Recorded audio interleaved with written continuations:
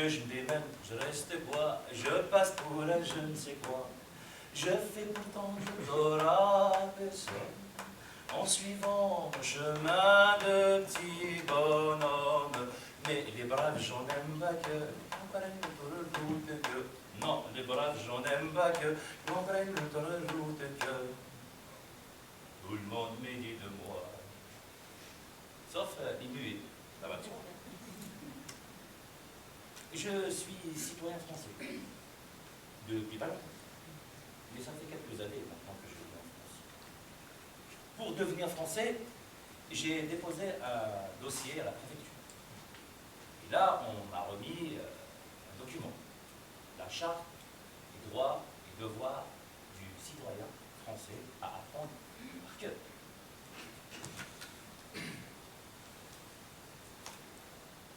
Le peuple français se reconnaît dans la Déclaration universelle des droits de l'homme et du citoyen de 1789. L'emblème de la République est le drapeau tricolore, bleu, blanc, le hymne national, fastoche, la Marseillaise, la devise de la République, liberté, égalité, fraternité. La République française est une république indivisible, laïque, sociale et démocratique. Les citoyens français sont égaux devant la loi, sans distinction de sexe, d'origine, de race ou de religion. Les femmes et les hommes ont dans tous les domaines les mêmes droits. La France est le pays de l'égalité pour chacun et chacune d'entre nous. Et c'est une femme, Marianne, qui est la représentation symbolique de la France. Martin, trompette.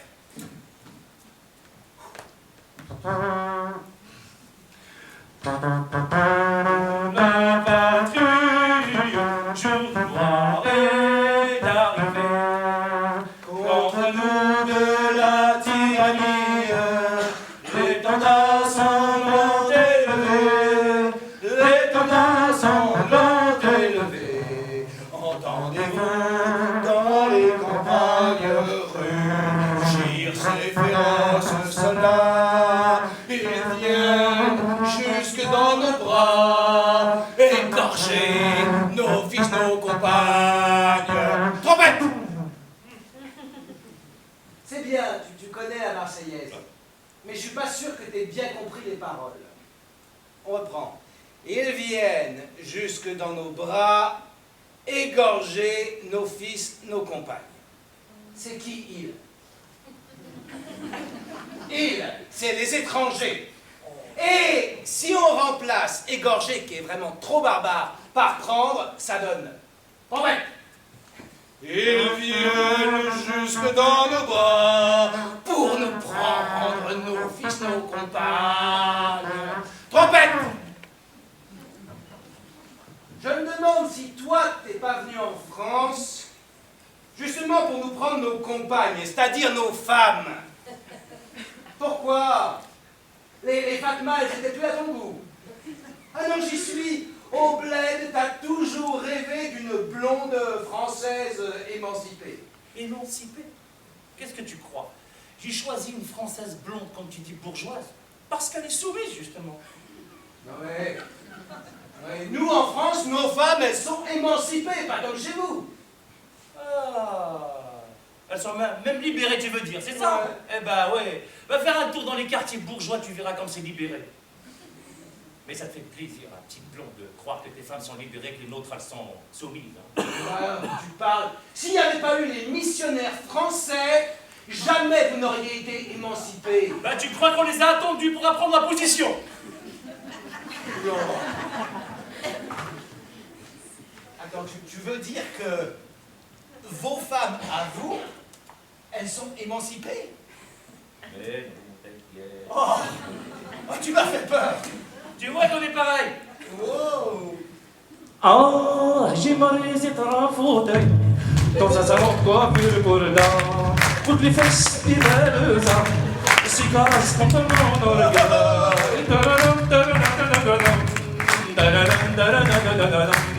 J'ai marré, j'ai dans la peine, les caresser vos mèches.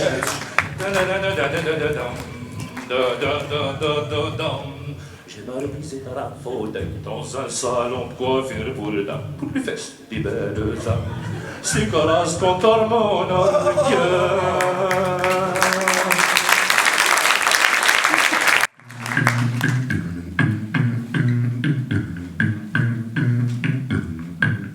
Il était une fois la République de France, un grand pays de lumière où, dans son merveilleux palais, régnait Marianne en mère de la patrie.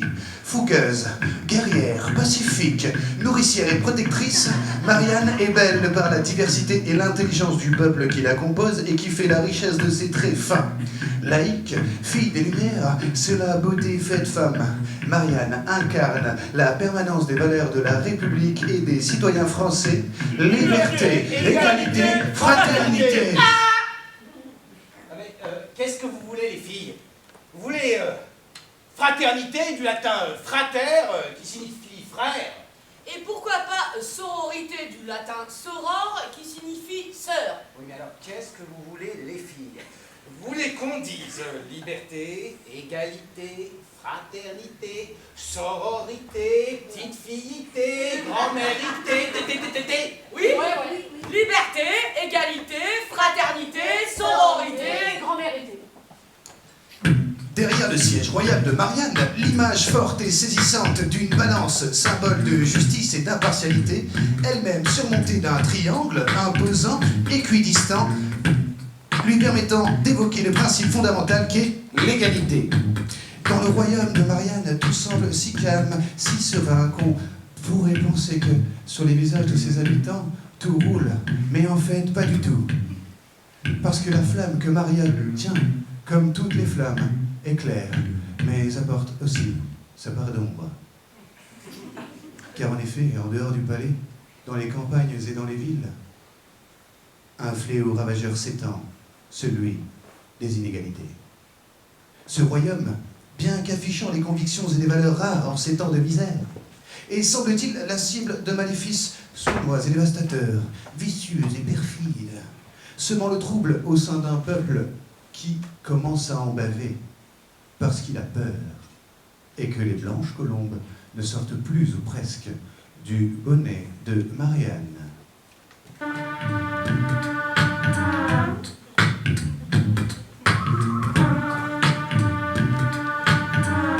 Dans ce beau royaume de Marianne naquit une princesse. Comme à chaque naissance royale, les bonnes fées du royaume étaient invitées à se pencher sur le berceau.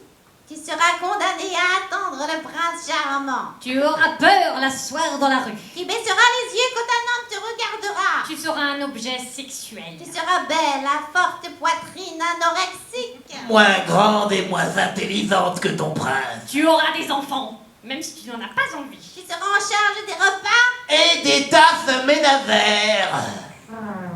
Mais une fée manquait à l'appel. La féministe était en retard. Elle avait passé sa nuit en boîte, un peu la gueule de bois, mais bon, ça reste entre nous. Elle eut tout juste le temps de se pencher sur le berceau. Tu pourras travailler sans l'autorisation de ton mari. Tu pourras ouvrir un compte en banque sans l'autorisation de ton mari. Et tu pourras le droit de te marier avec une femme ou avec un homme. Ou pas. Tu auras le droit de vote. Et ma cousine, la bonne Féneviertz, Te prescrira la pilule. Notre princesse grandit, choyée par son entourage, avec tous ses jouets, son camion de pompier, son sabre laser, son ballon de Non, foot. une petite fille, ça joue à la poupée, à la coiffeuse, à la marchande. Oui, bah, y en a marre, Moi, mes parents, ils m'ont offert une Barbie quand j'étais petite parce qu'ils ont vu à la télé que c'est comme ça qu'on devenait une vraie femme. Bah, tu sais quoi? Il paraît qu'une fille, ça a l'instinct maternel, mais c'est parce qu'elle a une poupée depuis qu'elle est toute petite, Instinct maternel Tintin, ouais. Il paraît qu'une fille, c'est naturellement joli. Mais c'est parce qu'elle joue à la Barbie depuis toujours. Qu'elle a appris à bien l'habiller, bien assortie, sexy mais pas trop. Et puis, il paraît que les filles, elles naissent avec un balai dans la main et une casserole dans l'autre. Mais n'importe quoi, c'est parce qu'elle a une dinette qu'elle sait cuisiner, la fille, alors. Ouais, et en général, c'est pas trop la princesse qui s'occupe de la maison. C'est plutôt Cendrillon. Oui. Et Et d'ailleurs, dans notre histoire, Cendrillon, elle s'appellerait plutôt Fatoumata, Conception ou Jamila. Et elle n'a pas des petits oiseaux, des petites souris pour l'aider à faire ménage. Hein. Bon, revenons à notre histoire de princesse. À l'aube de ses 20 ans, notre princesse décida de se préparer pour aller en boîte de nuit. Cendrillon, pour ses 30 ans, est la plus jolie des mamans. Son prince charmant a foutu le camp avec la belle au bois dormant. Elle commence à boire, à traîner dans les bars, emmitouflée dans son cafard. Maintenant elle fait le trottoir.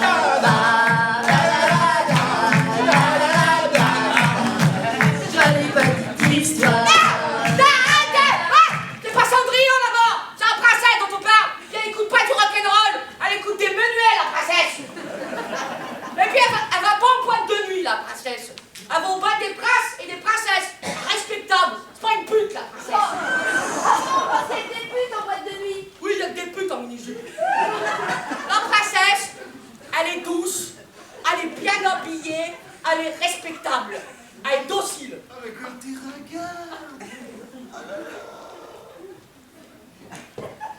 Bon, d'accord, on va changer un peu la princesse. On va mettre ses baskets, on va mettre ses piercings et sa robe bleue. Pourquoi une robe bleue? Bah, parce que les petites filles, avant, on les habillait comme la Vierge Marie en bleu. Bon, ayant vécu pleinement sa vie d'adolescente, notre princesse, devenue adulte, se retrouva sur le marché du travail. Et malheureusement, le fléau des inégalités l'enferma dans une tour avec un plafond de verre. Mais il y avait quand même un prince charmant dans notre histoire. Il avait été chargé par la République de France de délivrer la princesse. Oui, bah non, hein, le prince charmant, il préférait aller jouer avec ses copains au foot. Le prince charmant, il n'est pas forcément au foot. Le prince charmant, il est dans la galère, il discute avec monsieur Pôle emploi, il cherche pas un château, il cherche pas une épée, il cherche pas un cheval, à la rigueur un petit studio miteux, et puis son truc c'est pas le foot, entre nous c'est les petits documentaires animaliers. Mais qui c'est qui va l'aider, la princesse, alors Ah, Jamila, elle est où, Jamila? Ben, Jamila, on la voit plus, elle porte le voile. Et puis, avec son plancher collant, elle était coincée. Ah bah oui, elle est dans la même merde que la princesse, hein. Donc, Jamila, en voulant se décoller de son plancher, elle arracha son voile, elle s'en servit comme cape, elle a pris son glaive, elle a monté sur son cheval, et elle est allée secouer la princesse. Hé, réveille-toi! Les contes de fées, c'est fait pour endormir les gens. Et le prince charmant, il n'existe pas. Puis t'as vraiment envie d'un mec que t'as pas choisi, qui t'engrosse sous prétexte qu'il t'a fait un baiser baveux pour te réveiller. Ah ben non, hein. La princesse, elle a pas envie de passer son temps à l'attendre, le prince charmant. Elle préfère se battre et changer les lunettes de la fée société. Parce qu'elle est bien gentille, mais elle va pas très bien, hein. On s'embrasse au mois de janvier, car une nouvelle année commence depuis des éternités. N'a pas tellement changé la France. Passer les jours et les semaines avec le décor qui évolue, la mentalité est la même. Tous des tocards, tous des faux culs.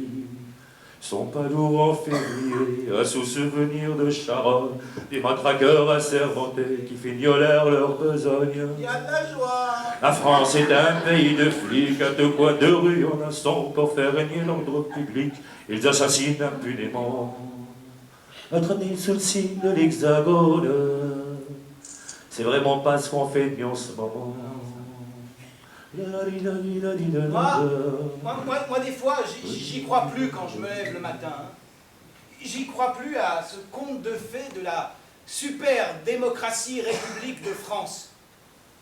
Alors, ces matins-là, je pense plus qu'à moi. À moi. Vous aussi, hein? Dans ces cas-là, on pense plus qu'à soi, à son nombril, à ses couilles. On se dit que même si les temps sont durs, nous, on va s'en tirer parce qu'on est les meilleurs. En tout cas, meilleurs que le voisin qui est vraiment très con et puis qui est moche. Mais Des fois, je me lève le matin et je pense pas qu'à moi. Je pense à moi dans mon pays, à moi en France. Et bien là, je me dis, c'est pas possible. Non, non, non, c'est pas possible de vivre dans une société qui est en train de laisser les plus démunis sur le bord de la route. Et ouais, il y a 10 millions de Français pauvres concentrés dans des quartiers prioritaires et dans des territoires fragilisés. C'est ça la France? C'est le pays des inégalités. Non mais c'est pas possible. Vous pouvez le dire avec moi, hein? C'est pas possible. C'est pas possible. Ouais, et contrairement aux idées reçues, c'est bon, tu me laisses parler? Et contrairement aux idées reçues, on connaît tous ces mots, quartier prioritaire, quartier relevant de la politique de la ville, les zones urbaines sensibles. Oui, ils disent ça, ils disent les ZUS, les zones urbaines sensibles. Et contrairement aux idées reçues, ces quartiers prioritaires reçoivent moins d'argent public que les autres territoires. Et là, je parle d'éducation et de santé, hein. Je parle pas de loisirs, de parcs, d'attractions et de petits fours. Et dans ces quartiers prioritaires, c'est qui les plus touchés par la crise? Ce sont les femmes. Et encore plus les femmes immigrées ou issues de l'immigration. Alors, vous allez me dire, qu'est-ce que j'en ai à foutre? Moi, je suis pas une femme et puis je suis pas immigré, hein. Ok, je suis pas une femme et je suis pas immigré. Mais j'ai le droit de dire que je suis contre la triple peine. Oui, parce que pour les femmes, c'est comme une triple peine. Dans ces quartiers, elles sont reléguées en tant que pauvres, en tant que femmes et en tant qu'immigrées. Et c'est complètement con. Complètement con pour la France. De se priver de l'intelligence des femmes, du savoir des femmes, de leur capacité à résister, à être actrices du changement, pour sortir de la crise. Sortir de la crise, bordel, ensemble. Ben oui, tout le monde veut sortir de la crise. Mais moi, je sais pas pourquoi, mais je me méfie toujours de ceux qui veulent me sortir de la crise.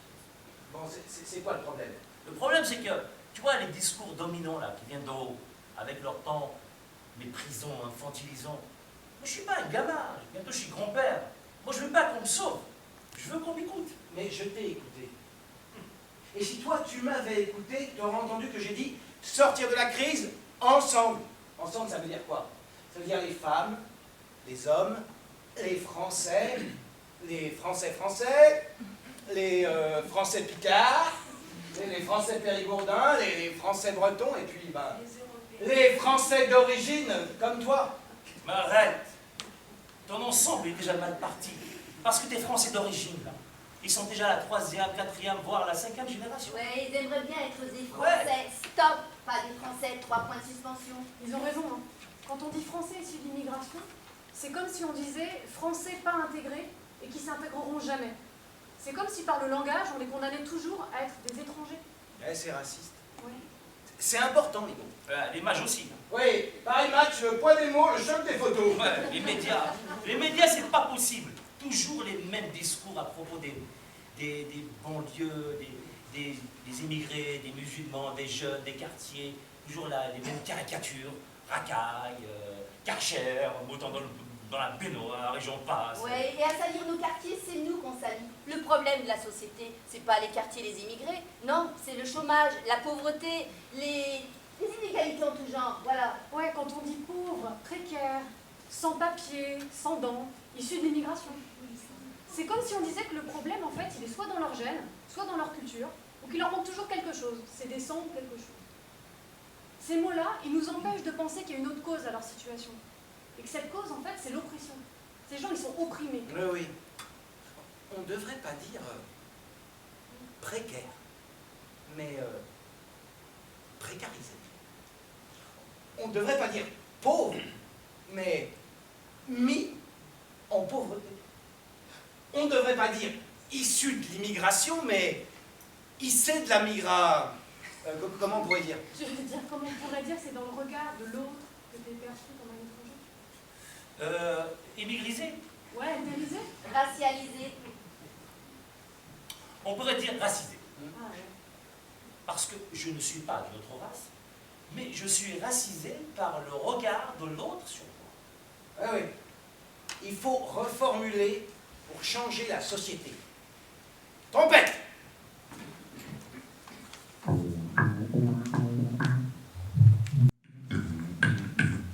Au nom de la République, de ses valeurs et de tous ses citoyens et citoyennes, des élus étaient bien décidés à reprendre les choses en main. Septembre 2012, Ville de Lyon, mission égalité. Plan cultivons l'égalité femmes-hommes à Lyon en 60 actions. Fiche action 15, développer l'égalité femmes-hommes dans les quartiers prioritaires. Fiche action 15.1, commander une étude action sur les discriminations multifactorielles envers les femmes dans 3 quartiers prioritaires lyonnais. Ça nous intéresse, ça, c'est pile poil en phase de recherche. Oui, oui, les discriminations envers les femmes du point de vue de leur vécu. Ouais, niveau méthodologique, ça pourrait être super intéressant. On pourrait combiner plein de facteurs. Oui, l'âge, la situation familiale, sociale, professionnelle et l'origine. Ouais, puis comparer la situation des femmes avec celle des hommes. 3 quartiers, c'est beaucoup. Oui. Mais pourquoi seulement des quartiers prioritaires, monsieur la ville de Lyon? Et si on comparait avec des quartiers privilégiés de la ville? Ouais, ça permettrait de voir si les discriminations, on les retrouve partout. La commande, c'est dans 3 quartiers prioritaires, ok? Ok. Votre mission, comprendre, mobiliser, agir. Comprendre, mobiliser, agir.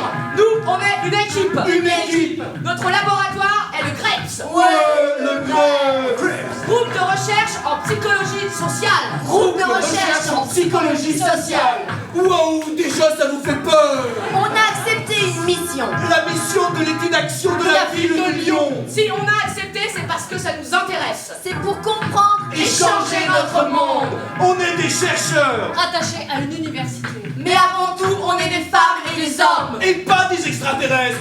Ils sont le Grapes. Notre labo, c'est la ville en mouvement. Notre labo, c'est pas un bunker où on fait des expérimentations à l'acide. Attention. vous allez entendre des gros mots. Discrimination, mixité, non-mixité. Oppression, domination, émancipation. Ces gros mots, c'est pas pour vous faire peur. C'est pour comprendre le monde. Ils sont le Grapes. Ouais, le Grapes. On est des chercheurs, on fait une étude exploratoire. C'est loin où on va. Mais des baskets. Il fait froid où on va. Mais en blouson. On part en maraude pour déambuler, observer, rencontrer, interviewer, Une écouter. étude action. Sur les discriminations. Envers les habitants et les habitantes. Du point de vue de leur ressenti, perception et vécu d'injustice. Votre mission, comprendre, mobiliser, agir dans tous les secteurs de la vie sociale. Éducation, formation, emploi, logement, santé, loisirs et dans l'espace public. C'est trop, on pourra pas tout étudier. Faut mettre des limites. Faudrait cibler quelques axes forts. Ok, alors on se concentre sur 2 choses. La place des femmes dans l'espace public et la participation des femmes aux structures associatives de leur quartier. Ok. Et on sera particulièrement attentif aux stéréotypes et aux préjugés sociaux, sexistes et racistes. Ok, vous avez 3 mois. Ah, 3 mois, c'est trop court. Et puis c'est l'hiver pour aller voir ce qui se passe dehors. L'hiver et le Personne. froid, c'est pas la meilleure période. Faudrait le printemps, les petits oiseaux et puis le soleil, hein. Ok, vous avez 6 mois. Notre mission. Étudier des Situation. Soulever des enjeux. Préconiser des actions. Ils sont le Grapes. Notre champ d'action. Les femmes, les hommes, les jeunes, les actifs, les inactifs. Les structures sociales, éducatives et culturelles. Les stades, les squares. Les boucheries, les cafés, les points chauds. les places, les bancs, les jardins publics. On est là, on regarde, on discute. On n'est pas des psychologues. On n'est pas des sauveteurs ou des pompiers. On n'accuse personne. On utilise une méthodologie Psychosocial, ni individuel, ni sociétal. Mais l'un agit sur l'autre. Et l'autre agit sur l'un. Wow, c'est de la balle, la psychosocial. Je vois pas bien. Décale-toi. Change tes lunettes. Je vois pas de loin. Décale-toi. Change tes lunettes. Je vois pas de près. Décale-toi. Change tes lunettes. Mais je vois plus rien.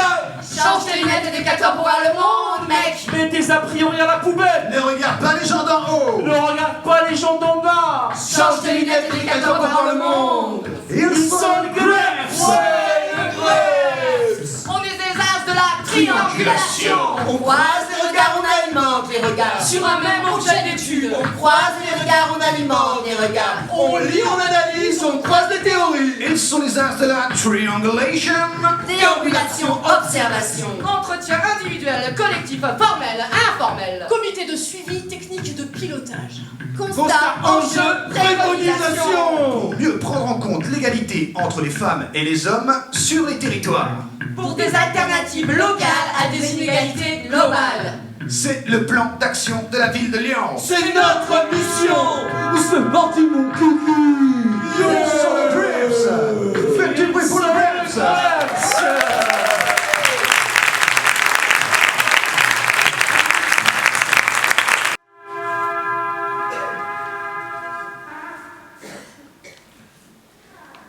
Quand on fait des recherches, on met nos baskets pour aller sur nos terrains. Les terrains, c'est comme ça qu'on appelle les lieux où on va conduire des observations, des entretiens. Mais pour savoir ce qui est spécifique à nos terrains et ce qui ne l'est pas, il faut qu'on aille voir comment ça se passe ailleurs. Alors pour ça, on se documente, on lit plein d'articles, on analyse, on réfléchit, et puis on rencontre d'autres gens. C'est comme ça que j'ai fait la connaissance de Julie. Julie, c'est une adolescente qui vit en banlieue. Littéralement, hein, dans un lieu mis au banc de la société. Mais l'histoire que me raconte Julie, ça n'a pas lieu dans son quartier. Ça se passe ailleurs. En fait, ça se passe là-bas, mais ça pourrait très bien être ici, ou partout. C'est l'histoire d'une adolescente dans un espace urbain.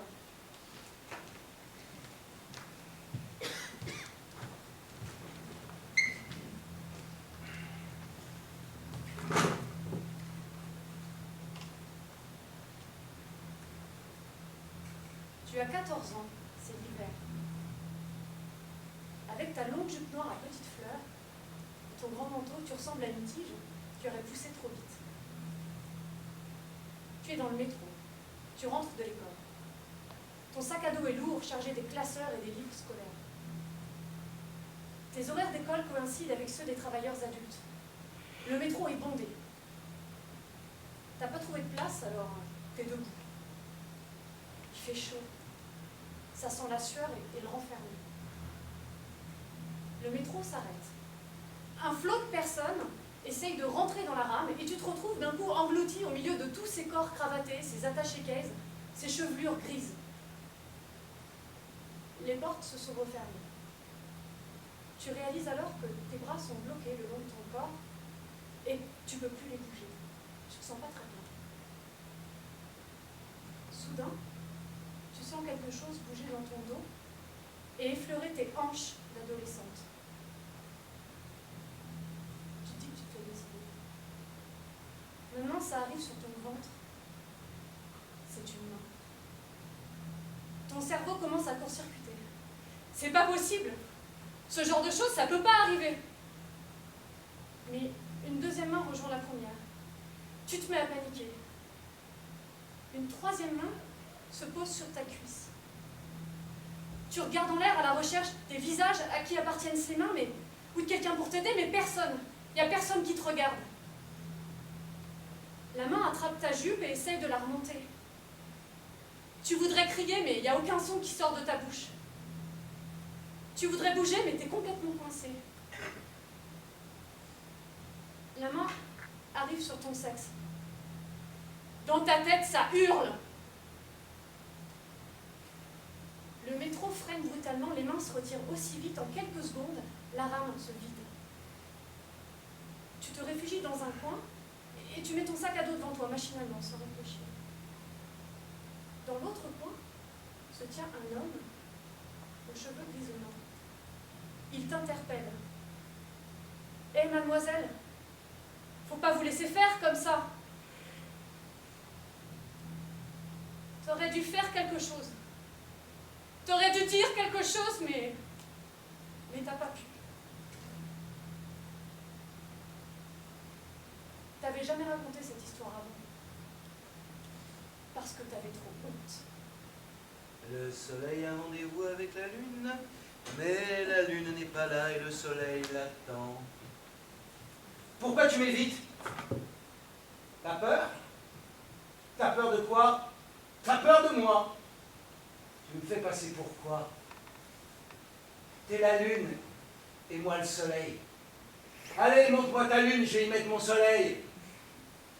T'es bonne. Vous êtes en beauté, mademoiselle, ce matin. T'es bonasse. Allez, file-moi ton 06. Allez, donne-le-moi, ça coûte quoi de me donner ton 06? Tu fais ta belle, mais en fait, t'es moche. Tu fais ta farouche, mais je suis sûr que t'aimes faire la pute. Jeanneton prend sa fossile, la rirette, Jeanneton prend sa fossile et s'en va couper les joncs, En chemin, elle rencontre 4 très beaux jeunes garçons. Le premier, un peu timide, l'embrassa sur le menton. Le deuxième, un peu moins sage, l'allongea sur le gazon. Le troisième, encore moins sage, lui releva son blanc jupon. Ce que fit le quatrième, la rirette, ce que fit le quatrième n'est pas dit dans la chanson. Cette chanson, je l'ai apprise en colo, j'avais 10 ans.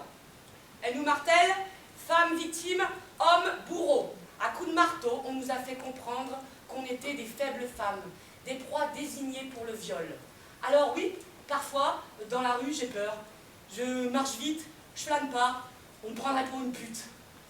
J'en ai marre de me faire interrompre par des sifflements, des bruits de bouche, des phrases à la con. J'en ai marre d'être un bout de viande sur pattes. J'ai peur, Pourquoi? parce que je suis féminine. Je vois ton ombre sur les murs. Mon ombre, Oui, ton ombre.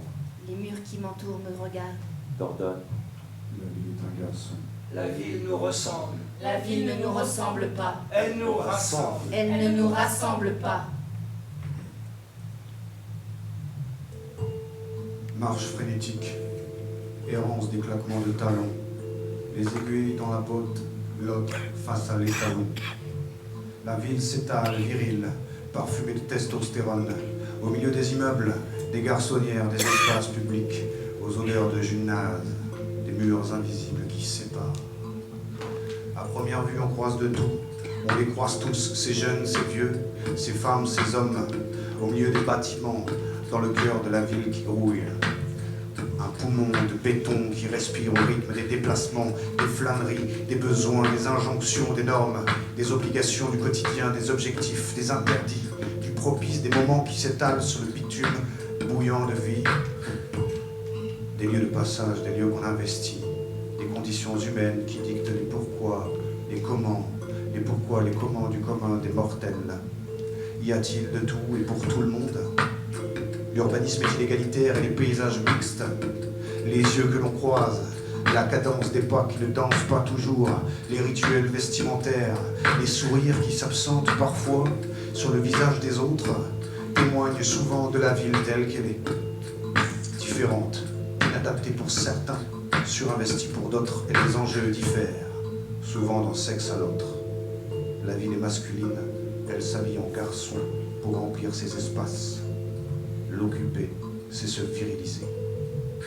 La ville en mini-jupe est une prostituée. La ville qui se maquille doit savoir courir vite, la nuit, quand trop de témoins dorment. La ville au féminin ne stationne que rarement. Elle marche, elle court, elle culpabilise, parfois, souvent, à l'ombre des réverbères et la peur. La ville est un garçon qui s'installe, qui contrôle, qui se permet. La ville est un garçon qui s'installe, qui contrôle, qui se permet. La ville est un garçon qui s'installe, qui contrôle, qui se permet. La ville est un garçon qui s'installe, qui contrôle, qui se permet.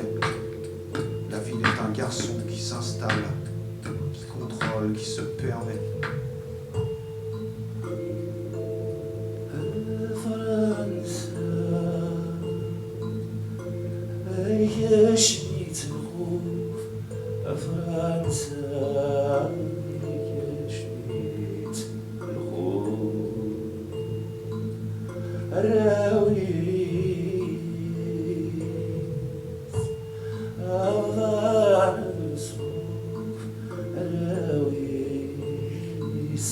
Of سيفادي غيا يكروسو مسمو إنا ربنا كذا غريب سامحني يا روحا.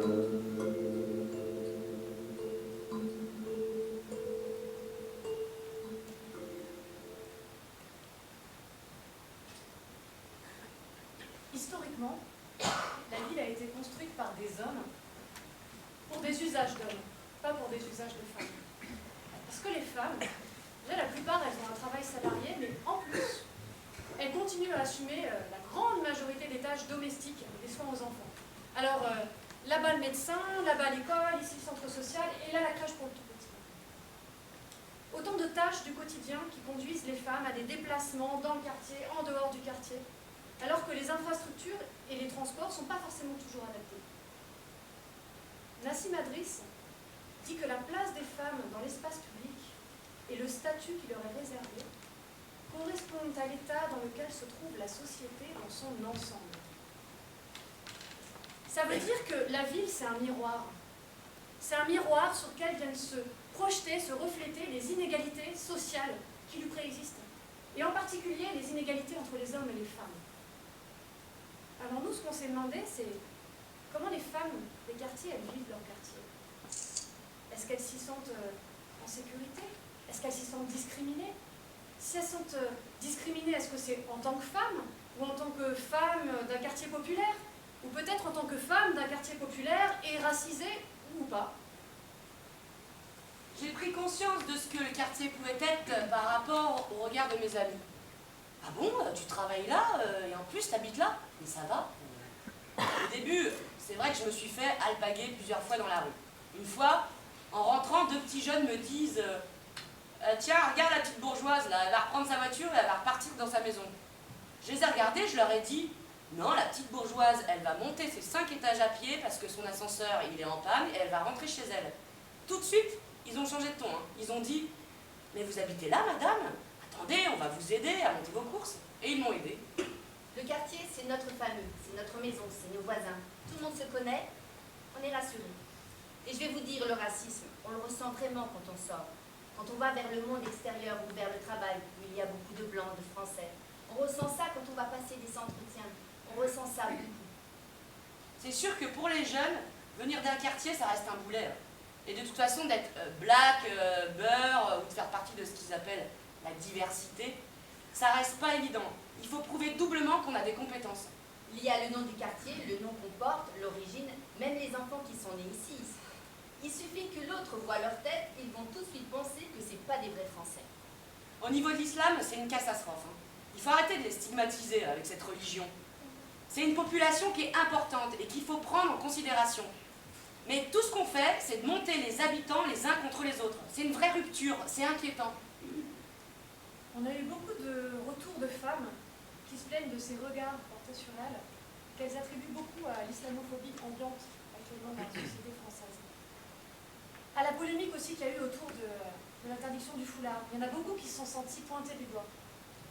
Alors nous, quand on arrive et qu'on essaye de les faire parler des relations hommes-femmes dans le quartier, c'est pas facile, parce qu'elles sont prises comme dans un espèce de conflit de loyauté.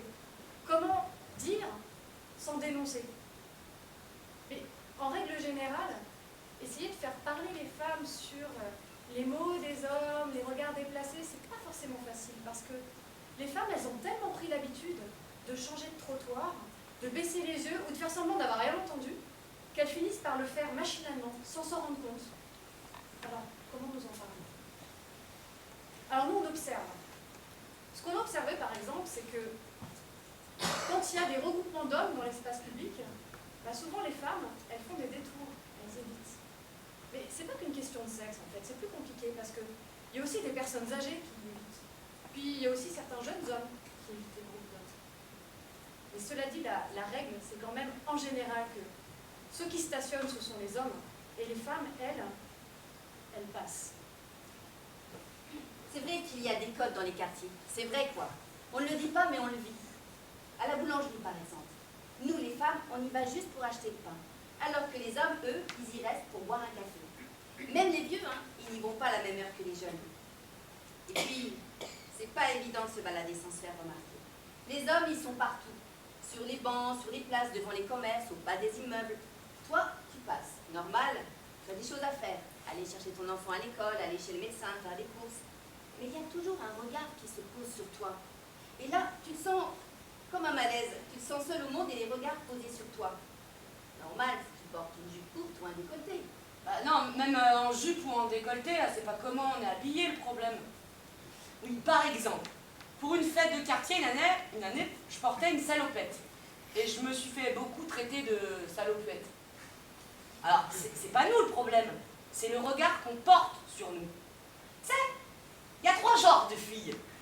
Il y a les putes, il y a les bonhommes et il y a les filles halal.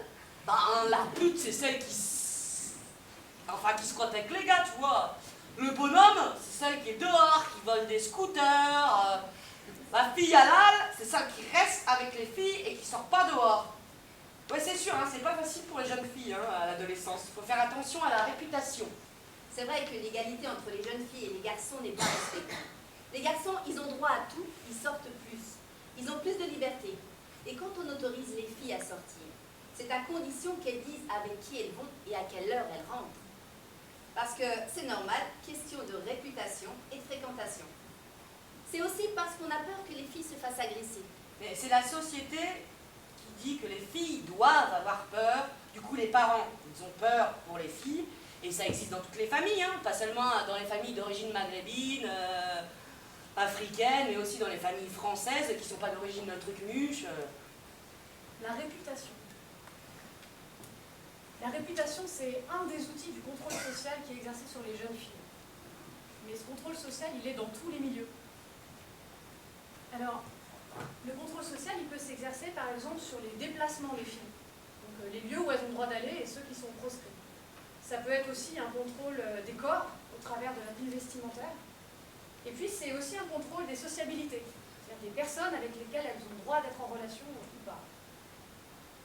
Et ce contrôle social, il ne s'exerce pas que par les hommes, ou par la famille, ou par l'ensemble de la société, c'est aussi les filles qui l'ont intégré elles-mêmes.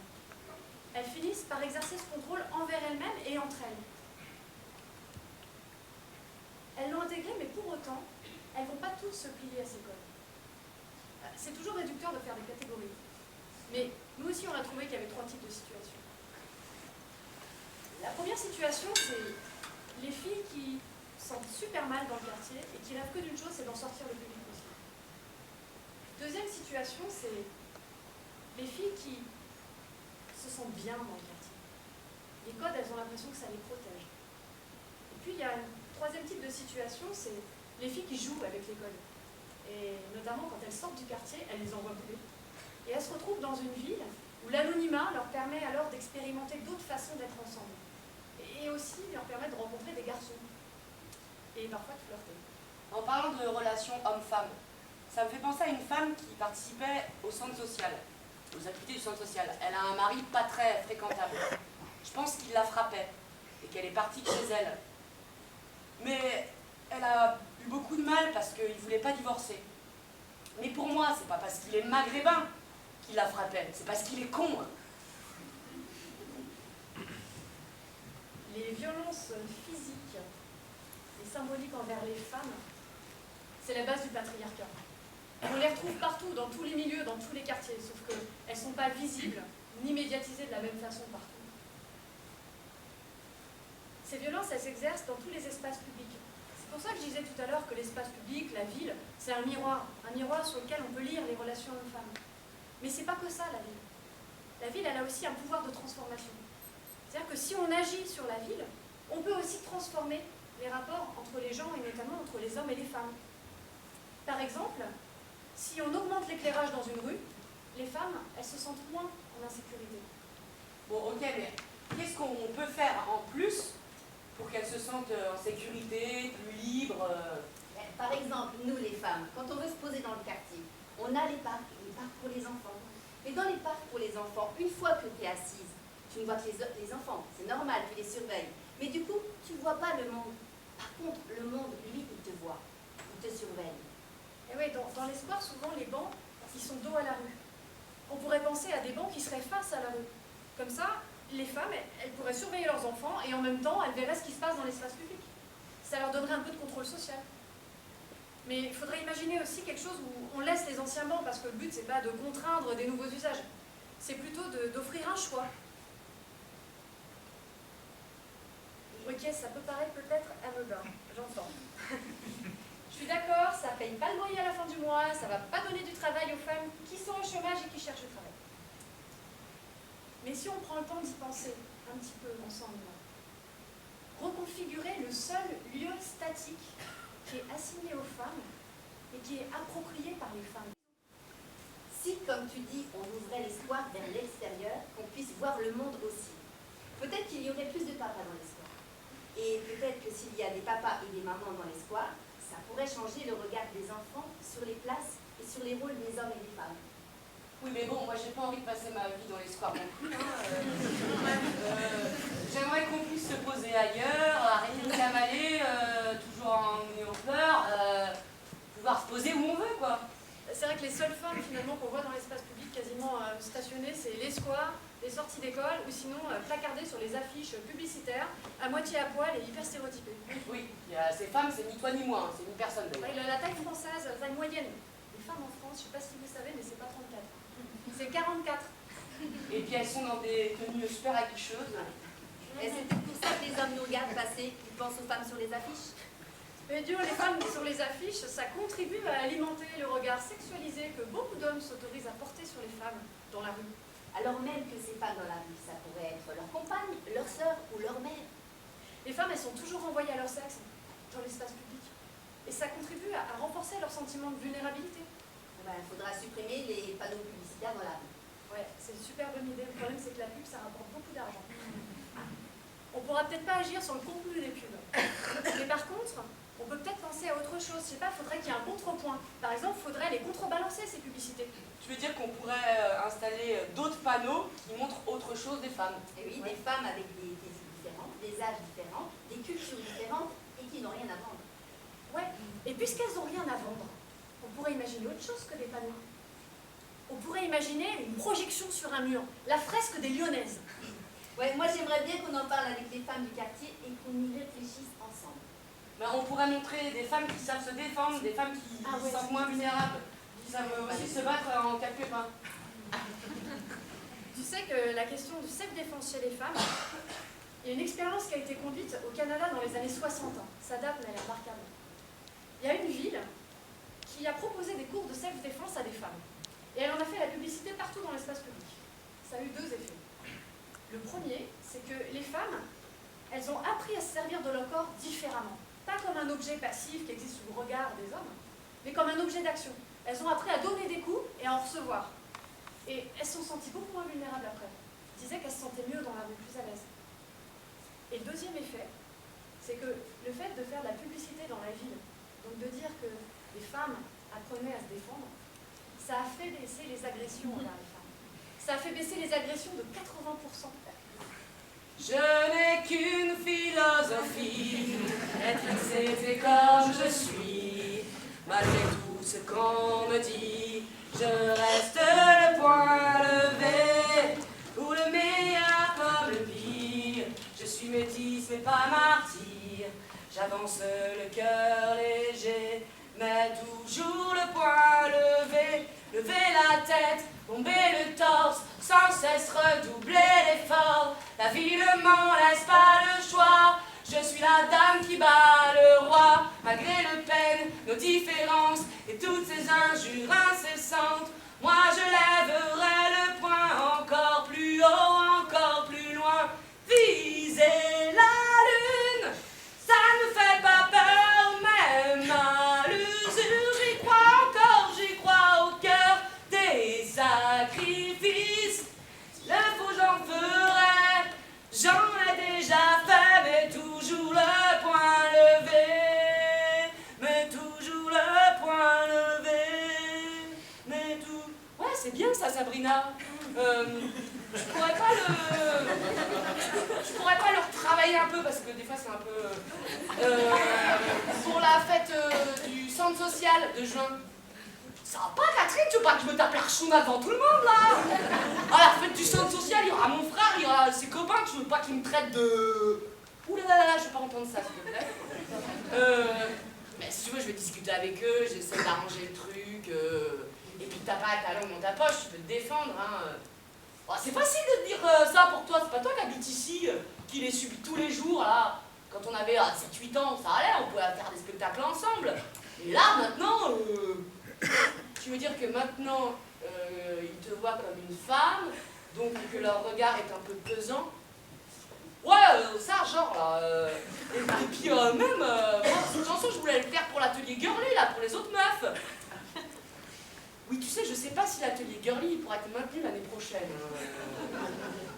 Quoi, pour une fois que j'aimais faire quelque chose dans ce foutu centre social, là? Non, mais on peut peut-être envisager quelque chose d'autre, quelque chose de moins fifi. Mais non, c'est ça qui nous plaît, nous, de faire des trucs de fifi, là. Toi, de parler entre meufs, de faire des trucs de meufs. Tu vas avoir personne dans ton centre de la société, là. C'est encore pour nous demander de faire un Molière, là. Et puis on n'a pas fait que se vernir les doigts de la main, hein. Je sais pas, t'as fait venir un prof de chant, on a fait un peu de hip-hop. Ok, ça fait un peu communauté de la meuf. C'est pas pour toute la vie, hein. Un jour, ce sera boys and girls. Alors, voilà, monsieur le directeur, ce que je compte expliquer à nos chers élus, qui nous demandent de faire plus de mixité, tout en faisant des ateliers un peu moins stéréotypés, tout en gardant le même nombre de filles dans ces cœurs jeunes. Hein. Je sais pas si vous vous rendez compte, mais monsieur le directeur, c'est quand même... Ah, mais vous énervez pas, Catherine. J'ai juste peur que ça fasse un peu un entre-soi. Oui, mais au moins il y aura un entre quelque chose, hein, parce que... Il y a un an de ça, il n'y avait aucune jeune fille d'inscrite, hein, dans le secteur jeune. Avec cet atelier Girly, on a réussi à rassurer les parents qui ne voulaient pas mélanger les filles et les garçons, à faire venir plus de filles qui se sentaient mieux de discuter entre elles, pas sous le regard du cousin, du frère, de l'oncle, du père, là. Et puis, c'est pour évoluer vers quelque chose de moins vergnant, si ça peut vous rassurer, ou rassurer les élus. Mais pas du tout, Catherine, voyons. C'est pas pour rassurer les élus ou moi. La mixité, c'est un principe de la République. C'est le vivre ensemble. Arrêtez de penser que les filles font de la cuisine et que les garçons vont chasser le buffle. Vivre ensemble. Non mais, d'accord, monsieur le directeur, mais pour vivre ensemble, il faudrait déjà qu'on ait la même place et la même liberté. Enfin, je veux dire, si vous mettez les filles et les garçons ensemble et que les filles, elles n'ont pas appris à être plus confiantes, plus libres de parler, que les garçons, ils n'ont pas appris à leur laisser un peu de place, à la mettre en veilleuse parfois, ben, ça va ressembler au pire épisode de Dallas mélangé avec Kill Bill. La mixité, ça s'apprend. La non-mixité, parfois, ça amène à du vivre ensemble sans que ça dérape. Oui, tout à fait, Catherine. L'objectif, c'est bien que les jeunes garçons et les jeunes filles puissent avoir la possibilité et le choix de s'inscrire à n'importe quelle activité. Et que, des fois, ils se retrouvent sur des mêmes activités qui leur plaisent à tous. Non mais, on est d'accord, monsieur le directeur, c'est bien joli tout ça, mais on n'est pas à Bisounours-Land, là. C'est pas si simple que ça, quoi, je veux dire. Pour qu'une fille puisse s'inscrire, par exemple, au foot, en plus, il y en a de plus en plus qui me demandent, eh ben, elles veulent bien le faire, mais pas sous le regard des autres garçons. Et puis, pour les garçons, c'est la même chose, hein. Tenez, l'autre jour, l'animateur Kevin est venu me voir, animateur des ados. Catherine, tu sais, j'ai un jeune, là, dans mon groupe, là, il voudrait faire la danse moderne jazz. Je sais pas comment on pourrait mettre ça en place, parce qu'il veut faire ça, mais pas avec les autres filles du centre social.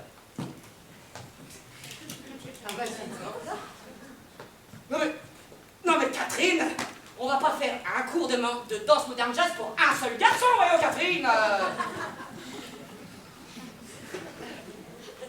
Mais si, c'est possible.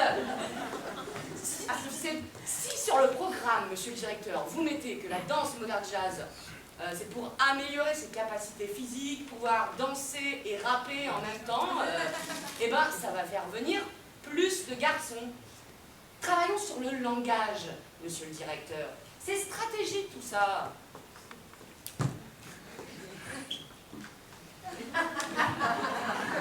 Oui, il faut revoir tout le programme. Travailler sur tous les tableaux.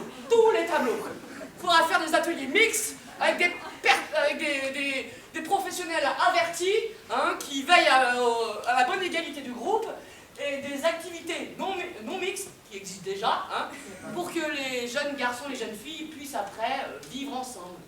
En fait, on a bien les deux objectifs, le vivre ensemble et la mixité, mais la mixité bien travaillée, pas juste un mot écrit sur une déclaration. Hein. Oui, monsieur le directeur, mais pour ça, on n'est pas assez formé. Il faudrait analyser nos pratiques, changer de vision, changer de lunettes. Et puis nous, et puis tout le monde d'ailleurs. Tout le monde, enfin je veux dire... regardez, même au sein de l'équipe, qui s'occupe des jeunes filles ados, une femme, qui s'occupe des garçons, un homme. Oui, et puis même au sein du CA, que des femmes retraitées, blanches pour la plupart. Non mais oui, vous êtes tout à fait d'accord. Oui, en fait, monsieur, oui. Mais que ce soit au sein des activités, des projets, ou du conseil d'administration, mais où sont les hommes? Où sont les hommes? Avec leurs gestes pleins de charme. Où sont les hommes, les hommes, les hommes? Où sont les hommes?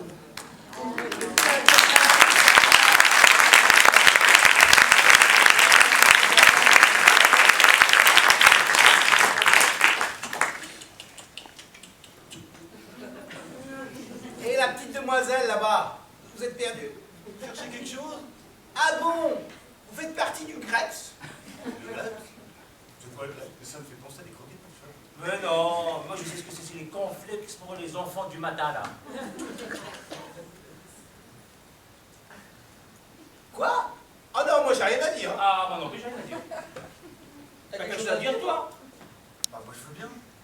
Et tu filmes pas, tu notes pas, t'enregistres pas. Puisque tu nous poses la question, le constat de départ c'est déjà qu'on n'a pas de travail. Alors, tu vois, les loisirs... C'est pour les bourgeois. Pas pour le. Il y a tellement de soucis ici. Ouais, tellement de soucis ici. Là, les loisirs, c'est pas la priorité pour les gens d'ici. Hein. Tu vas pas être amusé quand t'as pas de travail. Bah t'as autre chose à faire. Tu crois que les gens, ils ont envie de s'amuser quand ils sont dans la galère? Eh ben quand t'es dans la galère, tu fais quoi? Hein? Tu cherches du taf. Et puis, c'est quoi le problème? Ah non, mais nous on a besoin de personne pour s'occuper. Hein. Oui, mais va demander aux riches ce qu'ils font de leur temps libre. Nous aussi, on a nos salons. Eh ben oui, bien On sûr, s'en qu'est-ce que tu fout. crois? Entre nous. Au Au café, stade, Au PMU. PMU, dehors, ouais, dehors, c'est chez nous. Quoi? Les trucs du centre social?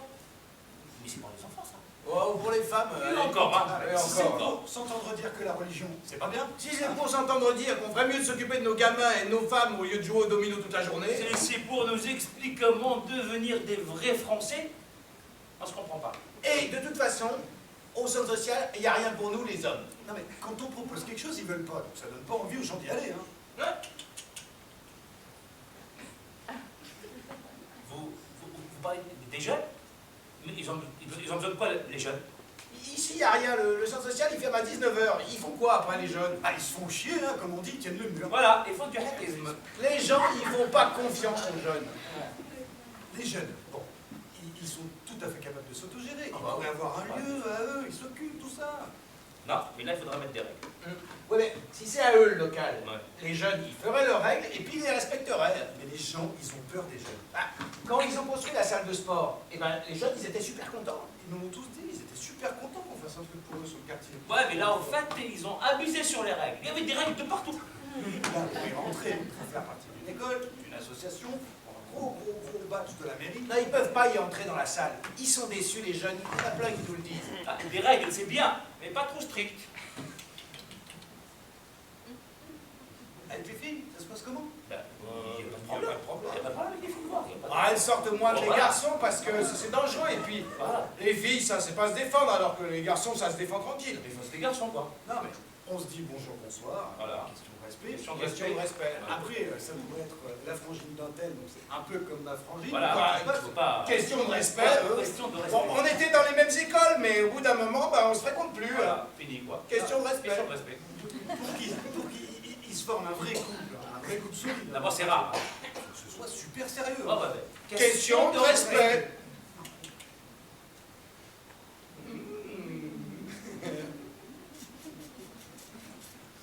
On parle depuis tout à l'heure, là, mais vous n'avez même pas dit votre petit nom, là. Élise. Oh, c'est joli. C'est la ville qui vous offre ses lunettes et ses baskets. Mais vous servez à quoi, en fait? Vous croyez vraiment que la ville, ils veulent faire quelque chose pour nous? Mais la ville, ils s'en foutent de nous. Non, vous êtes très gentille, ma petite demoiselle, mais ce que vous faites, ça sert à rien. Ça fait à peu près une demi-heure qu'on discute, là. Allez, file ton 06. Allez. Les filles, ton 06, il Ah, est toi, sympa, allez mon boire un coup, pote. tu viens de le quartier, toi. Ouais, vous pourrez pas parler autrement. Un peu là. Oh là là. Et vous débarrassez des carcans de la virilité. Ouh là là, mais elles s'énervent, les baronnes, là. Oh, tu connaissais ça comme insulte? Les cartons de la virilité. Le carton, c'est même pas une insulte. Tata. En plus, être viril, c'est bien. C'est cool d'être viril. Moi, je suis viril, moi. Je suis l'incarnation de la virilité. Je suis un homme. Et moi, je suis viril? Ah, pas trop. Non, mais attends, avec ma barbe, là, et mon bonnet, je suis un homme, je suis viril. Ouais, t'es un homme. Donc, je suis viril. Ouais, je sais pas. Oui, t'es un homme. Non, mais arrête. Si c'est bien d'être viril, moi aussi, je vais être viril. Je vais être super viril. Je vais être dans un carton de virilité. Bon, toi. Est-ce que je suis viril? Non, mais déjà, tu te calmes. Moi, je crois que tu te trompes de question. La question, c'est qu'on est en 2014 et qu'aujourd'hui, c'est difficile d'être un homme, tu vois, protecteur, viril, tout ça, et qui a assez d'amour pour s'occuper de ses gamins et de Mais sensibiliser. j'en ai rien à foutre de tes gamins. Je veux être viril. Ta gueule. Tu veux que je t'en foute de la virilité, moi? Tu veux que je t'en foute? Moi, j'ai été élevé par un vrai mâle, un comme dans tes rêves. Et ça a failli me tuer. Mon père, il a failli me tuer et moi, j'ai failli le tuer. Quand je suis né, mon père, il a voulu m'intégrer dans son équipe de rugby, là, que je devienne un viking sans cervelle comme les autres. Un mec qui pense qu'avec sa bite, hein, faut quand même s'imaginer qu'on perd un temps et une énergie incroyable à se demander si notre est plus grande ou plus grosse que celle du voisin. Hein? Quand on posait une question ou qu'on disait un truc intelligent, mon père, ça me dégoûtait. La seule chose qu'il voulait, c'était que je fasse mal aux gens qui m'entouraient. Alors il a tapé. Durant toute mon enfance, il a tapé pour que je devienne un homme. Je crois que j'allais dire la première fois, mais non, peut-être la seule fois où il a été fier de moi, c'est quand à 14 ans, je me suis enfin rebellé. J'ai eu une grosse patate dans sa gueule et que je me suis barré de la maison. Putain, mon fils, tu vas découvrir. Le seul truc qui m'est transmis, mon père, à moi, c'est la violence. Il a fait de moi un chien. J'étais complètement pauvre. Le seul chemin que je connaissais, c'était celui que j'ouvrais avec mes doigts.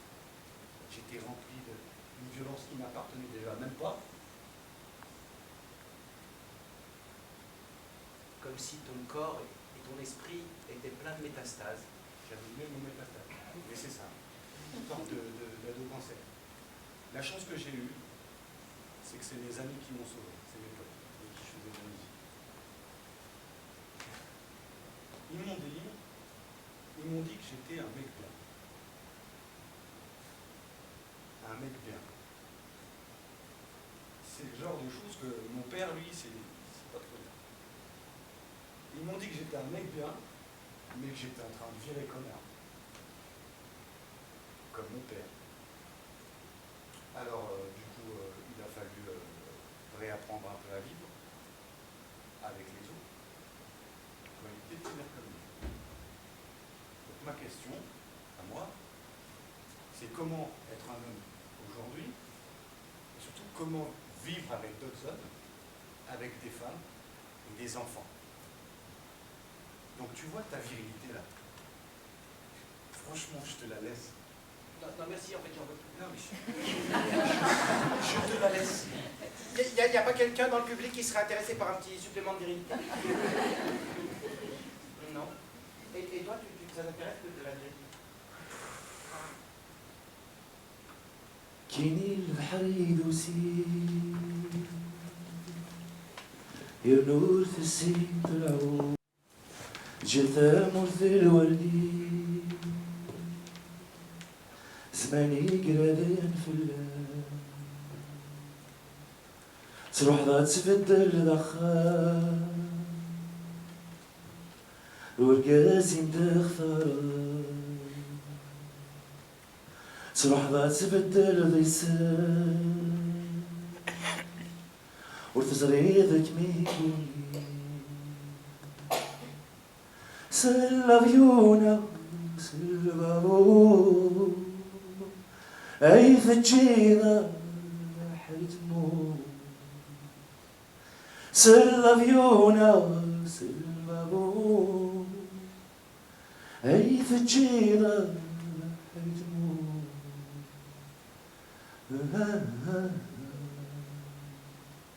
هذا حيتمو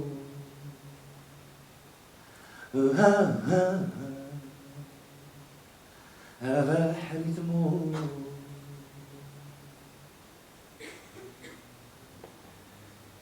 Yemma, maman, tu viens de par-delà les mers et tu ne sais même pas nager.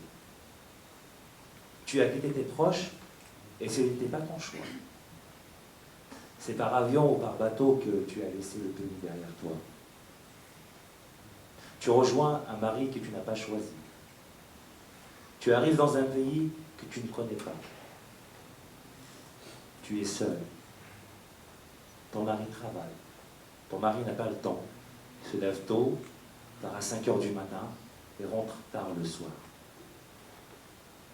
Alors tu rencontres des voisins, des immigrés comme toi, et des familles françaises qui t'aident à connaître ce pays. Yemma, tu as galéré pour t'en sortir, mais tu as tenu le coup pour nous, les enfants.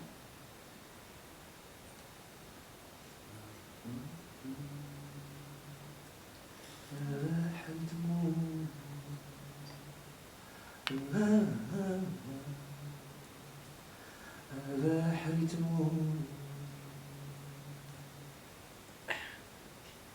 sais, pour rester entre nous, on va au centre social.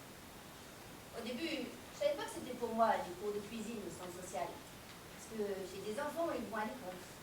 Et je croyais que la cantine c'était réservé pour les femmes qui travaillent. Et après on m'a dit, si, je pouvais les inscrire, comme ça me laisse du temps. Alors je me suis inscrite avec ma voisine, parce que à deux c'est plus facile. Et puis nos maris ils se connaissent bien et ils nous ont dit oui.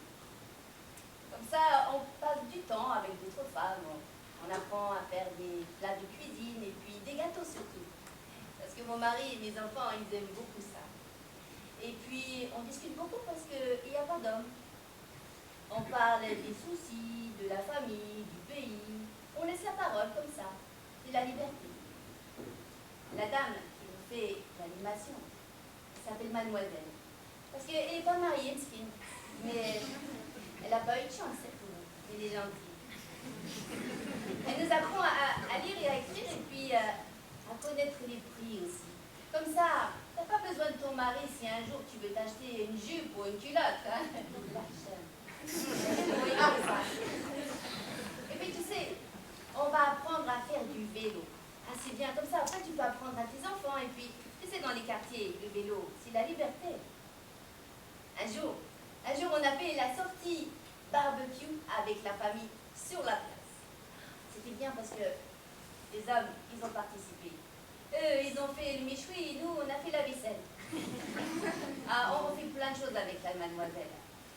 On fait la couture, tu sais. Et puis bientôt, on va visiter l'atelier couture au centre-ville, là. Ouais. On a commencé le self-défense. Tu sais, c'est la défense que tu fais quand quelqu'un veut t'attraper. La demoiselle, elle a dit, c'est pour connaître son corps. Moi, j'ai rigolé parce que je connais bien mon corps. Et on va apprendre à nager dans un mois, oui. Parce que tu sais, au bled, on a la mer, mais on ne sait pas nager. Comme ça, on va montrer à nos enfants, ils seront fiers. Alors, tu vas venir avec moi au centre social, hein? C'est bien, parce que tu peux mettre le foulard.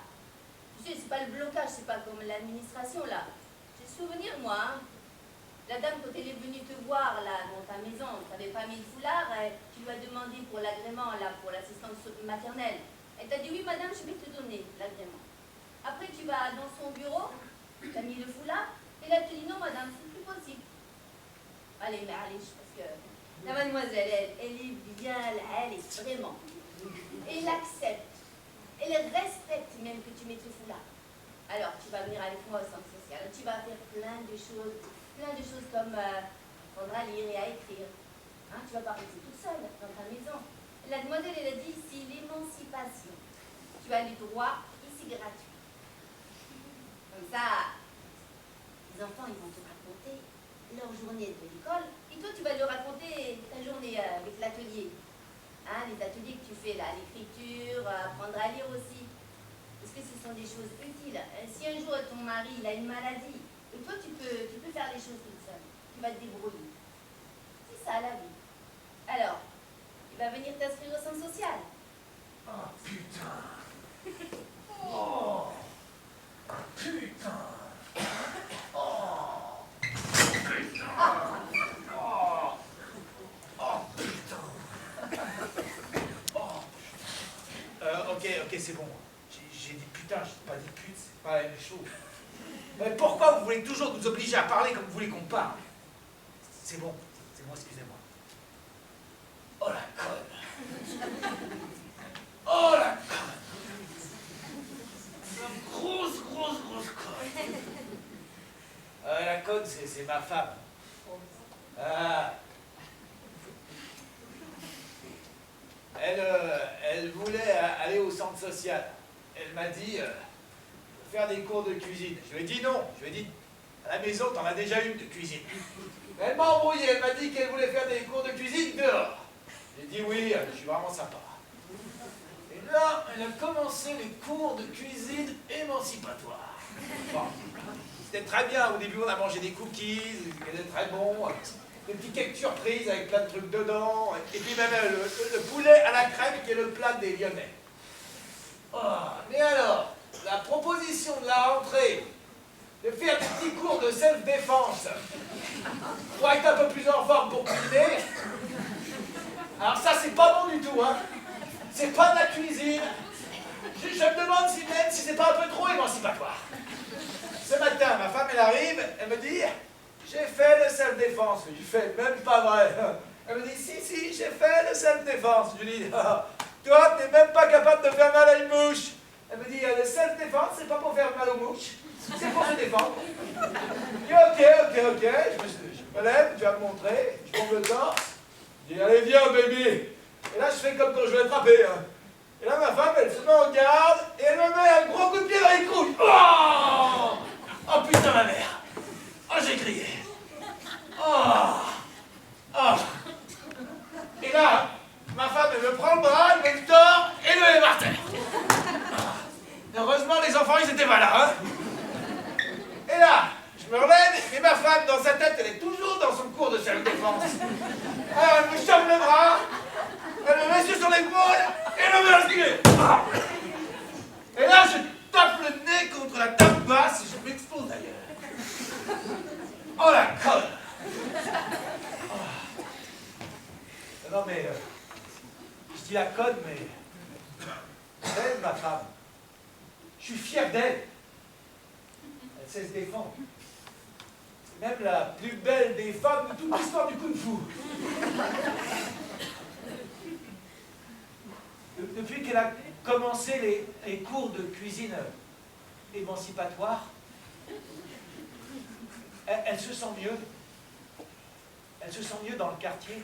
Je vois, elle marche plus droite, la tête haute. Je crois qu'elle est plus heureuse. Et à la maison, il y a un truc qui a changé. Il y a comme de la joie dans l'air. Les enfants, ils le sentent. Et puis j'ai un peu honte de le dire, mais Je crois que ça me rend plus heureux que ma femme soit plus heureuse. Excusez-moi de vous ennuyer. Je vais vous laisser. Des fois, j'ai besoin de parler. Je sens que ça pèse sur ma poitrine. Il faut que je me vide la tête. Vous voulez pas venir au centre social, monsieur? Je pourrais faire de la muscu.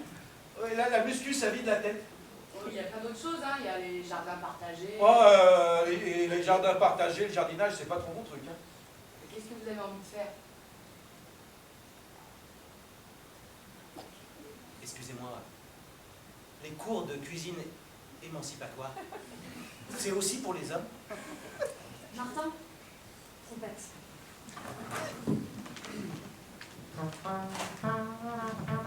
La ville des possibles. La ville des...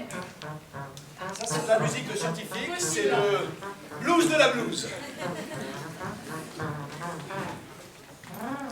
Des cours de cuisine émancipatoires.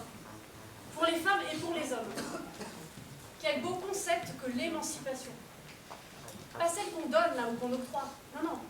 L'émancipation, celle qui se prend, sans demander l'autorisation à personne. L'émancipation, ça serait au cœur de la ville des possibles. Et cette ville, il faudrait qu'on imagine comment elle pourrait être. Je sais pas, il y aurait une place centrale, par exemple. Il faudrait que cette place, elle porte un nom symbolique. Ça pourrait être Rosa Parks, par exemple. Et Rosa Parks, cette femme noire aux États-Unis, on est dans les années 50, en pleine ségrégation raciale. Cette femme, vous vous souvenez, elle est dans un bus et elle refuse de céder sa place à un blanc. Ça, c'est une belle figure de résistance. Rosa Parks, elle a fait changer les choses. Mais comme plein de femmes. Il y a plein de femmes au quotidien qui font changer les choses. Sauf qu'on n'en parle pas. Tiens, les femmes dans les quartiers, par exemple. Oui, les femmes dans les quartiers, elles participent à la vie du quartier, elles s'investissent au centre social, elles montent des associations elles-mêmes sans demander d'aide à personne. Ouais, sauf que leurs compétences et leur résistance, justement, on n'en parle pas assez. Alors du coup, on continue à les voir comme des personnes soumises, victimes, vulnérables. Et pourtant, les femmes issues des milieux populaires, la plupart d'origine étrangère, luttent au jour le jour au sein de leur famille, de leur quartier, et sont actives et engagées dans notre société. Oui, les femmes ont trop longtemps été cantonnées au silence. Oui, alors on pourra organiser des ateliers d'écriture où les femmes pourraient s'exprimer et tous ces textes, on les mettrait dans un livre. Mais pourquoi dans un livre? Et si on les criait sur la place publique? Nous, on sera crieuses publiques. Oui, parce que les femmes, elles ont aussi leur place dans l'espace public. Ah oui, on pourrait partager. Hein. Oui, les espaces publics, les places, les squares, les bancs, les bas d'immeubles, ils sont à tout le monde. On pourrait partager. Et on pourrait aménager les bas des immeubles. On pourrait y mettre des tables, des chaises, faire des lieux de vie accessibles à tous et pour tous. Les femmes, les vieux, les jeunes. Ça existe. Ça existe, ça a été fait en Allemagne, aux États-Unis. Ça s'appelle des zones de frontage. Alors, le frontage, en fait, c'est un espace qui est intermédiaire. Il est mi-privé, mi-public, et il est entre la façade de l'immeuble et le début de l'espace public. Ouais, parce que là, c'est pas trop le cas, là, pour l'instant. Là, tu sors de chez toi, t'arrives, t'as un parking tout moche, ou alors un bout de jardin avec du grillage. Ouais, puis le grillage, c'est sa clôture, ça enferme. Des murs, des barreaux dans les quartiers, il y en a plein. Hein. Des murs, des barreaux, ça choque. Hein. Ouais, les gens, ils ont plus l'impression, en fait, que, pas qu'on les protège eux, mais qu'on se protège d'eux. C'est comme s'ils étaient menaçants. Mais attention, il ne faut pas faire d'angélisme, parce que dans les quartiers, il y a des bandes au bas des immeubles, et il y a plein de gens qui se sentent en insécurité. Ouais, mais en attendant, c'est toute la population qui est mise sous barreaux. En plus, les barreaux et les murs, ça n'a jamais résolu les problèmes à long terme. Ouais, c'est vrai qu'à court terme, mettre des barreaux, ça amène une paix sociale bien relative. Mais en fait, si on réfléchit sur le long terme, les barreaux, les murs, l'intervention des forces dites de sécurité, oui. Bah, ça crée encore plus d'isolement, d'insécurité justement, et de souffrance. Oui, ça produit de la méfiance des uns envers les autres. Il faudrait faire ce que tu as dit là. Comment ça s'appelle? Des zones de frottage? Non, des zones de frontage. Frontage, des espaces au pied des immeubles qui sont aménagés par les gens et pour les gens. Ouais, sur tes zones de frontage par exemple, les vieux, ils pourraient prendre des chaises, des tables, aller jouer au domino et au quart des après-midi. Ils ont ça, ils le font déjà. Hein. Et si les femmes, elles ont aussi envie de se mettre sur cette zone de frottage là, et de mettre leur chaise, de boire du Ouais, et c'est Attends, j'ai pas fini, boire du thé, manger des gâteaux, se vernir les ongles avec les copines. Tu veux que je me vernisse les ongles? stéréotype, ça. Les hommes au tarot et les femmes au gâteau. Je vais pas me mettre au domino parce que... Eh ben, moi non plus, j'ai pas de vernir les ongles. Après, je jouerai pas au tarot. Aujourd'hui, l'enjeu, c'est de vivre ensemble. Voilà. Les femmes, les hommes. L'intellectuel, il va le faire, il va la le bière, faire. s'il te plaît, si vous commencez à chercher une rationalité, c'est à cause de vous, à cause de vous. Je pense qu'il faudra négocier de toute façon. Bon, il faudra qu'on se mette tous d'accord. Non, pas tous d'accord. Non, le conflit c'est vachement bien. C'est la base du lien social.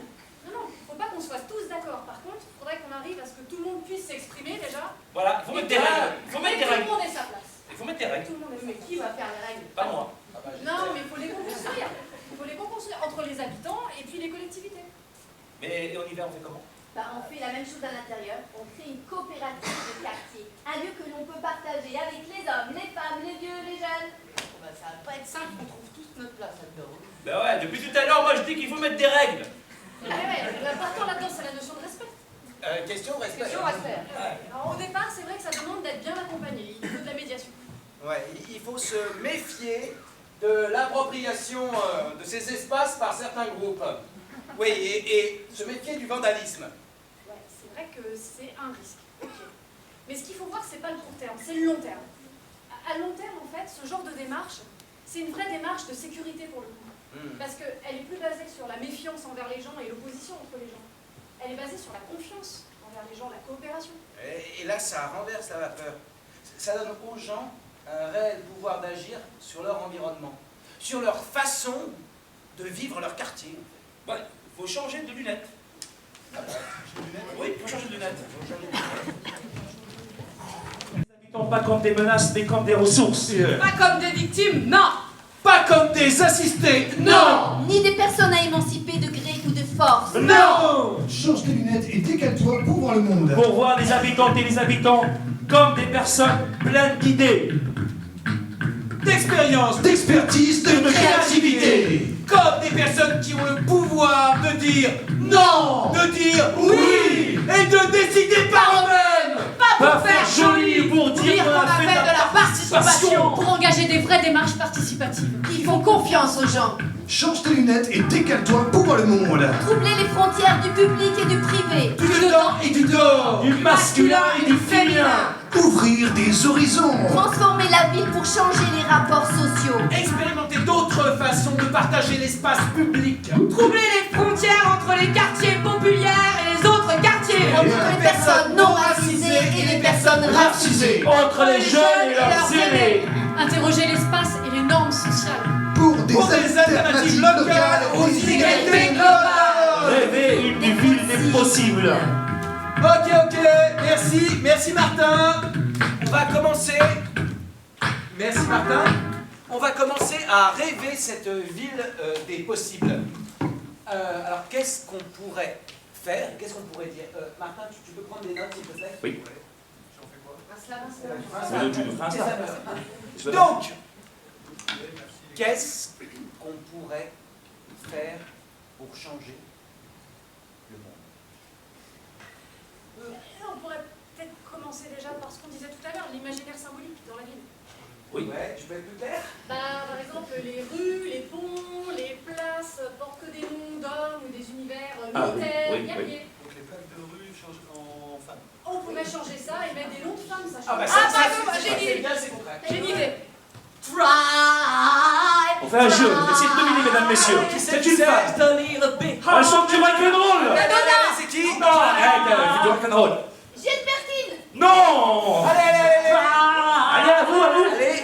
Oui, très bien. Bravo, monsieur, vous avez gagné la voyage, tant pis. Alors, à moi. نوزالي هلا نوزالي في الجبل الركض النوار نوزالي Shifari Miki, merci beaucoup. R-I-M-I-T-I, tu répétais un coup. Et s'il vous plaît. Écrit le deuxième sexe. Oui, le deuxième sexe. Simone de Beauvoir. Bravo, madame, bravo. Très fort de clients ce soir. Deuxième sexe. De Beauvoir. pouvoir. Il n'est pas très que ça se la meurt, hein. Simone, ça s'appelle Simone. Simone. Alors, mesdames, messieurs, elle a traversé 8 guerres. Elle a vécu jusqu'à 124 ans. Marc Villalonga. Arrête. Oui. Oh, bravo, madame. Bravo, Jeanne Calment. Je pense, je te remercie. Je crois qu'au niveau des noms de rue, on a été assez bon. Alors maintenant, qu'est-ce qu'on pourrait dire encore sur cette ville des possibles? Ça serait comme un théâtre.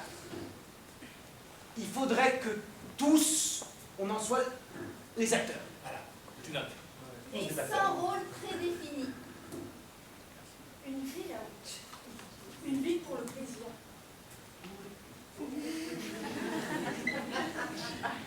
Une ville où plus personne.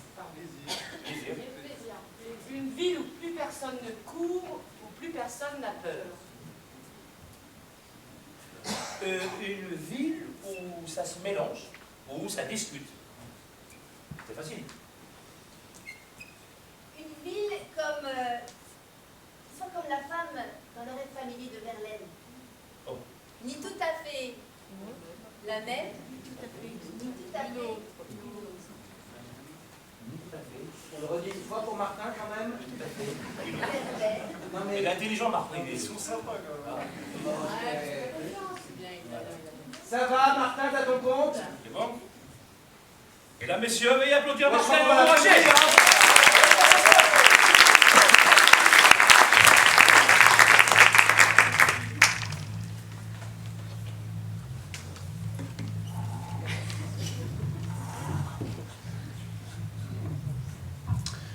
Janis Joplin, Simone de Beauvoir, je sais pas, tu veux. Théâtre acteur, ou le plaisir, discute. Non. Ok. C'est bon. La ville, espace urbaine, accrochée aux immeubles, des rues qui portent le nom de nos mères sur des plaques bleues turquoises, se perdent dans l'allée Joplin, y sentir les parfums de liberté qu'il fait beau voir sur la place de Simone, et se détendre sur des bancs dans le square Rimiti, louer rue Jeanne Moreau, boire un café impasse Calmont, café, salle, succursale, place, rez-de-jardin, espace polyvalent, des lieux qui s'utilisent, qui s'apprivoisent, qui s'alternent et se mélangent au son des discussions qui s'entrecroisent et qui résonnent plus loin, plus loin, plus loin. La ville se montre en appétit et les yeux la dévorent parce qu'elle est pleine d'esprit, parce qu'elle diffuse les parfums du possible et que sans cesse en mutation, elle s'explore par des transformations, elle danse avec le vent et les gens l'accompagnent. Parce que tout est possible, parce que les individus ne sont pas que des corps, ne sont pas que des sexes, parce que les décors ne s'adressent pas qu'à certains types d'individus. La ville est un théâtre et nous devons jouer, sans rôle prédéfini, simplement jouer pour le plaisir de vivre, en rejetant les dés dès que nous le jugeons nécessaire, dès que les paysages se figent, parce que les cœurs qui battent, sens premier de nos vies, sont toujours en mouvement. Vrai pas? Elle est arpentée la ville et stationnée par tous maintenant, investie au grand jour par celles et ceux qui ont rasé le mur. Elle s'est épanouie et elle est perméable. Les choses, les événements, les gens et leurs idées s'imbriquent, s'impliquent à la curiosité. Donc, décalage du ressenti, changement de lunettes, générosité dans la situation, la ville s'imprime et s'exprime sur le regard de ses habitants. Ni tout à fait la même, ni tout à fait une autre. Une ville à la Verlaine, comme ça. Et plus personne ne court, et plus personne n'a peur. La ville est un humain pluriel. Et plus personne ne court, et plus personne n'a peur. La ville est un humain pluriel. Et plus personne ne court, et plus personne n'a peur. La ville est un humain pluriel. si on commençait maintenant à être un humain pluriel, la rumeur du collectif qui gronde, indomptable, dont nous faisons tous partie. Je vous propose un petit quelque chose. Je vous ai écrit quelques phrases. Je propose de vous les dire. On les répète ensemble. Et nous, vous, nous allons tous former cette rumeur du collectif. Ça vous va? Parce que la parole, elle est à tout le monde. C'est parti. Alors on s'imagine que derrière ces murs-là, les murs sont perméables, nos voix passent à travers les murs et elles vont se diffuser dans tout Lyon, même beaucoup plus loin, un peu partout.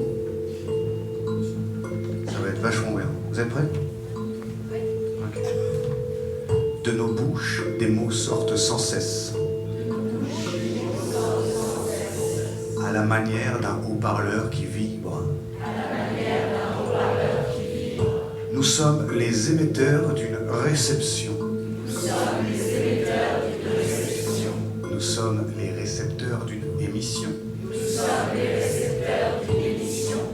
Nous sommes les radios de nos vies. Je te donne un peu de moi. Dans la rumeur du collectif qui gronde. Je t'offre ces quelques phrases sorties de mon chapeau magique. Et je n'attends que tes oreilles qui n'attendent que mes yeux pour parler.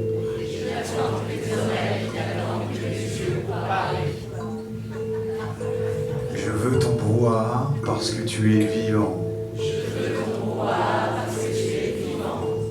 ton brouhaha parce que tu es vivant. Je veux ton brouhaha parce que tu es vivant. Je veux ton brouhaha parce que là maintenant tu es vivant. Je veux ton brouhaha parce que là maintenant